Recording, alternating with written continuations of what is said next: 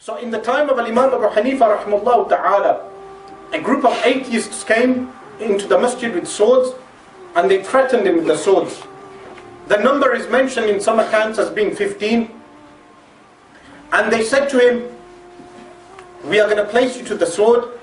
Al-Imam Abu Hanifa rahimahullah ta'ala replied to them, before you carry out your action of oppression, what do you say regarding a boat, a huge boat in the middle of the sea, which has goods stored on it, it has goods stored, and there are no people on this boat, yet the boat is steering in the right direction and going towards the shore in the right direction without anyone steering the boat. They said this is an absurd claim and illogical. Al-Imam Abu Hanifa rahimahullah ta'ala said, then the claim that the universe around us and everything that happens in it happening without a divine power is also ridiculous and illogical. After hearing this argument of the Imam, all of those atheists repented from ever claiming that there is no divine existence of Allah subhanahu wa ta'ala.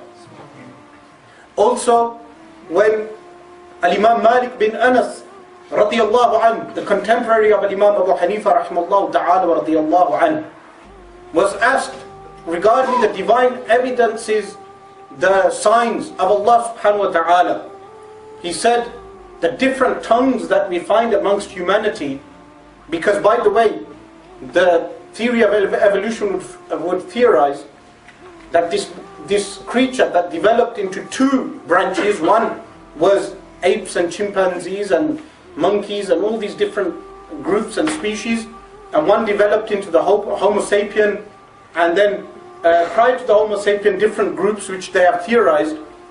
After this human being was developed, they do not know how to explain language. They theorize that language developed from grunts. Initially people grunted at one another. Then after a while language is developed. But Al-Imam Malik bin Anas rahimahullah ta'ala states that the different languages we find amongst people and the fact that humanity likes listening to tunes, nagham, angham, different tunes, is a divine sign of Allah subhanahu wa ta'ala. Another example given by Al-Imam Muhammad bin Idris al-Shafi'i rahimahullah ta'ala, was born in the year 150, the same year Al-Imam Abu Hanifa rahimahullah ta'ala passed away. And the student of Al-Imam Muhammad al-Shaybani, the student of Al-Imam Abu Hanifa rahimahullah jami'an, they asked him regarding the divine evidences of Allah subhanahu wa ta'ala. He gave a simple example.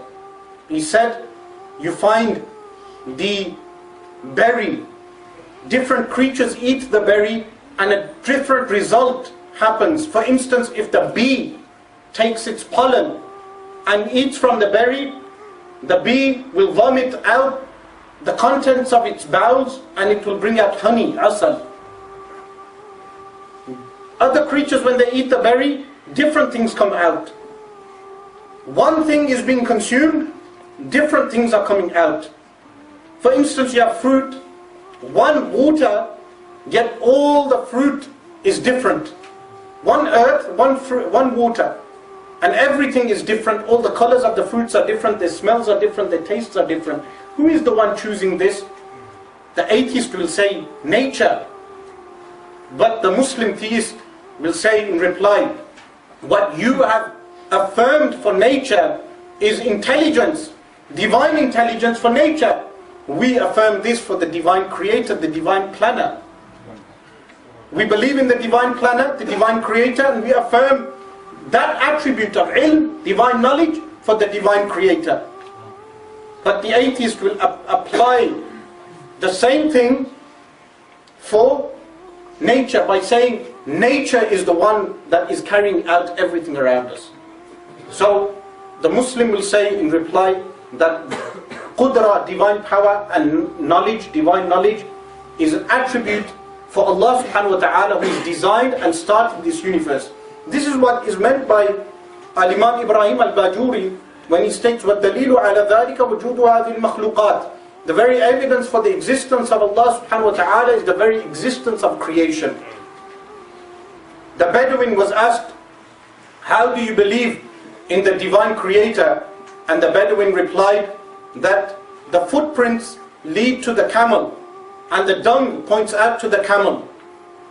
In the same way we see around us the mountains and everything, the constellations around us, this points out to the divine creator. Very simple logic and very true. But do not be fooled by sophistication of absurdities. How does sophistication of absurdities happen? Imagine a young Pakistani of immigrant parents, born in London city, growing up in an English-speaking society, in the times where we have the fitna, the tribulation, which falls under the category of the tribulation of Dajjal, the great deceiver. This youngster grows up with an insecurity of being Pakistani. This insecurity develops into being insecure about being Muslim. When he goes to the masjid, he sees the teacher sitting with a stick and speaking Punjabi or Urdu, and in very rare cases Mirpuri. And when he goes to his university, he sees the professor with a tweed suit on or a pinstripe suit, speaking in English, refined manners, well spoken. The books are published in nice format, unlike the qaida that he was using in the masjid, where the qaida was published in Pakistan on cheap paper. And the insecurity develops. He shares a coffee with middle class English people or middle class Asian people who speak with an accent better than mine, not a Brahmi accent. And then he enjoys the company of these people. It is appealing to the ego. But that person will not be able to rationalize. Yet the desire will overwhelm such a person, and the desire will lead him to try rationalizing atheism over Islam. And after a while, he will cut himself away from his family and become an open atheist. To this day, we have many people leaving Islam.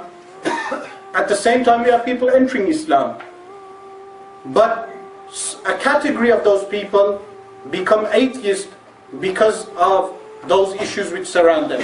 But the arguments behind atheism need to be unraveled in this day and age by a person who has studied scholastic Islam and has studied astrophysics or has studied biology on an advanced level and is able to counter those arguments. This is an obligation on Muslims living in this country, that the Muslims as a whole must develop scholars who are able to study the sciences but have also studied Islam in the traditional fashion.